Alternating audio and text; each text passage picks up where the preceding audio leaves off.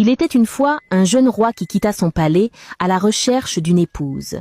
Un soir, traversant une petite ville, 3 amies assises sous un arbre le regardèrent passer. L'aîné, fier de sa beauté, dit « Oh, le roi est si beau. S'il m'épouse, je porterai toujours les plus beaux atours pour qu'il m'admire chaque jour. » La cadette, qui aimait plaisanter, dit « Moi, je me promènerai dans le village tous les jours pour vous épater tous. » La plus jeune, aux yeux bleus et au sourire calme, regarda le roi et dit « S'il m'épouse, je lui donnerai 2 filles aux cheveux d'or. » Un garde du palais entendit tout et rapporta ces paroles au roi ce soir-là.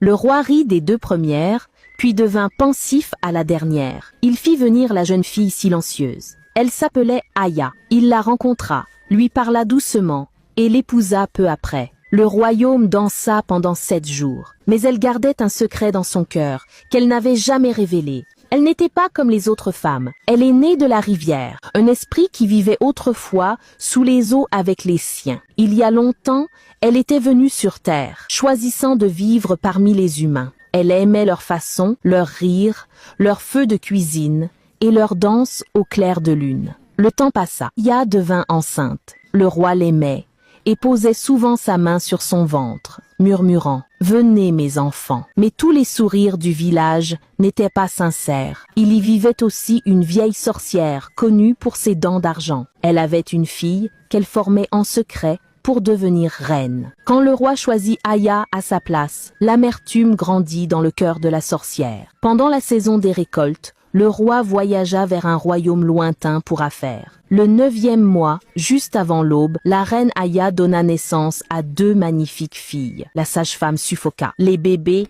avaient des cheveux qui brillaient comme du laiton neuf au soleil, de l'or, comme leur mère l'avait dit au marché. Les cris des jumelles emplissaient la pièce comme des flûtes. Les femmes du palais dansaient et célébraient. La sorcière ne danse pas. Ses yeux brûlaient d'un froid glacial. Quand personne ne regardait, la vieille sorcière se glissa dans la chambre de la reine avec une petite calebasse. Elle échangea les bébés contre 2 petites chèvres et emporta les vrais jumeaux, silencieuses comme le vent. Avant que quiconque ne donne l'alerte, elle enterra les filles dans la terre molle des 2 côtés de la rivière du village, une à gauche, une à droite, et lissa le sol de sa paume. Elle s'essuya les mains et sourit. L'après-midi, un messager à cheval apporta une lettre au roi. La lettre disait « La reine a donné naissance à 2 chèvres. » Furieux, il renvoya le messager en disant que la reine et les chèvres soient jetées dans le grand fleuve. L'ordre fut exécuté. Juste avant d'être jetée dans la rivière, la reine s'écria « Mes enfants sont vivants. »